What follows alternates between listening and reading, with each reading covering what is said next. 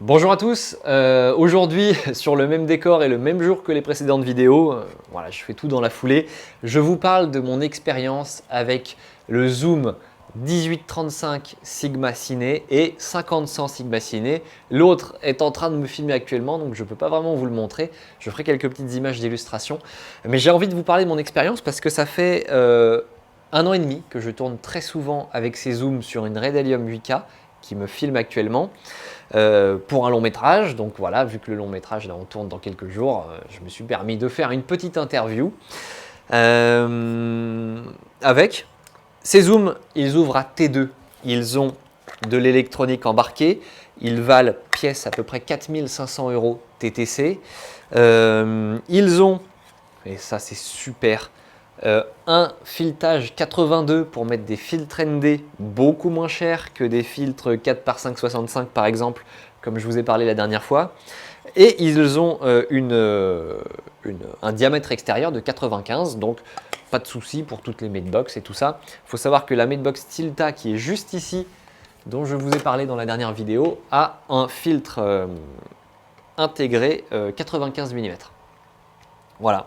Donc pas besoin d'adaptateur, de petits donuts, tac, c'est directement intégré dedans. Hop là, je repose ça tranquillement. Moi je suis en admiration devant ces zooms, franchement. Je sais qu'il y a des comparaisons avec les zooms Sigma Art Photo. Faut savoir que on est à peu près optiquement sur la même chose. Je ne sais pas, et il faudrait faire des tests, si la gamme photo a plus de piqué. Là, on est sur un piqué, mais doux. Voilà. Il y en a beaucoup qui disaient au départ, je ne vois pas le look de cet objectif. Bah, le look, c'est un petit peu une image hyper propre. Pas la perfection, mais une image très très belle. Et le look de ces images, sur le long métrage dont je vous parlais, on tourne avec le 18-35 et le 50-100. C'est juste absolument magnifique sur cette Red Helium, ça donne quelque chose de très beau. J'espère que l'étalonnage de cette vidéo et la compression vous donneront, et hop là, oui, si je suis bien dans le point, vous donneront satisfaction. Voilà. Faut savoir qu'à la location, j'avais vu en province, c'est aux alentours de 110 €, 100 € hors taxe par jour pour un, donc 200 hors taxe par jour pour deux. C'est raisonnable. Et ils sont incroyablement bien finis. Il n'y a pas de compromis. Donc vous avez les 3 bagues bien sûr, un zoom, point zoom diaph. Les bagues sont douces. Alors j'avais vu des vidéos qui disaient que voilà, pour du documentaire, pour du reportage, d'avoir des bagues aussi longues, c'est ridicule, c'est chiant, il faut se reprendre à plusieurs fois pour zoomer. C'est vrai, mais à l'épaule, hein, par exemple, c'est un peu vrai, mais pas totalement en fait. Enfin, moi j'ai fait du documentaire avec ça, en mode un peu à l'épaule, hein, je tourne beaucoup à l'épaule. Je vais le poser parce qu'il est lourd, le petit coco. Alors on dit aussi que ça peut être des zooms qui sont là pour avoir des assistants. Oui, mais on peut tourner tout seul avec. Je l'ai fait pour des images. On peut brancher un micro. Bon, là, en l'occurrence, c'est une RED qui pourtant n'est pas vraiment fait pour du docu, du reportage. Ça se fait très bien. Non, ces zooms, ils sont excellents. Ils sont un peu lourds, mais pas plus lourds que des zooms ciné. Quand vous changez entre le 18-35 et le 50-100, vos moteurs restent au même endroit. C'est logique, beaucoup le font. Beaucoup de constructeurs le font, mais je tiens à le préciser, c'est quand même là. Ça, c'est un objectif, par exemple, qui est en foot et pas en mètres. Et la caméra, avec les métadonnées, convertit en mètres. Donc voilà, sur la RED, je vois... là, il n'y a pas marqué, mais je vois où je suis, même si il est en fit sur le carrossage. Voilà. Et je repose l'objectif.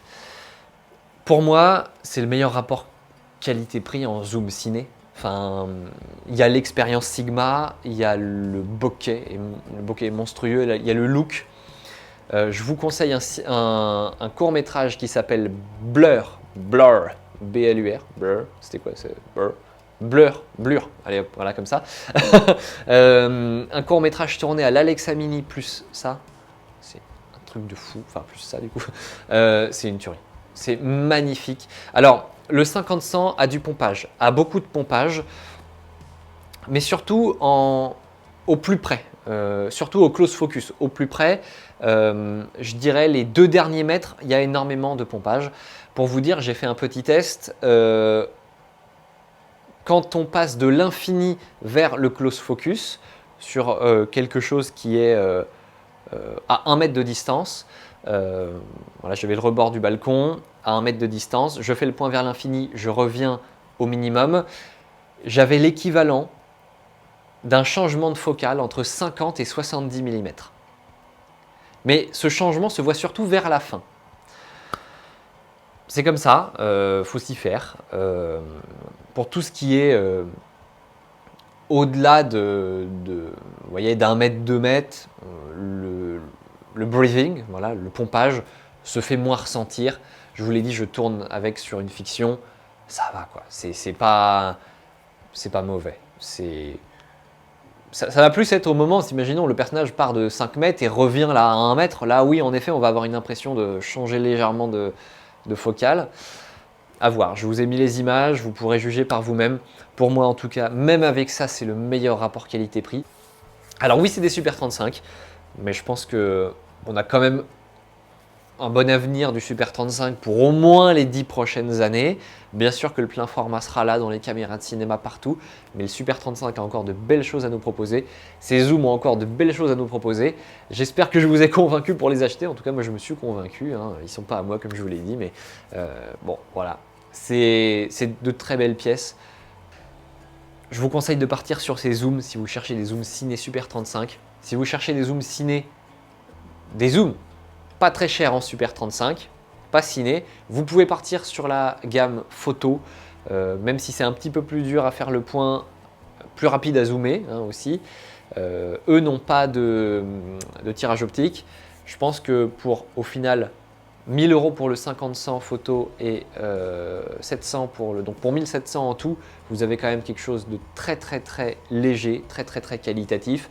Si vous voulez du ciné et du vrai ciné, autant pour du run and gun que pour du cinéma pur et dur, made box, épaulière, gros trépied, travelling, vous pouvez le faire. Vous pouvez le faire. Bon, j'espère que cette review vous aura aidé à y voir un peu plus clair. Moi, je les adore, comme je vous l'ai dit, ça fait 1 an et demi que je les utilise. J'attends que ça de les acheter. Voilà, c'est un petit investissement quand même. J'espère que je vous ai éclairé. On se retrouve dans une prochaine vidéo. À la prochaine!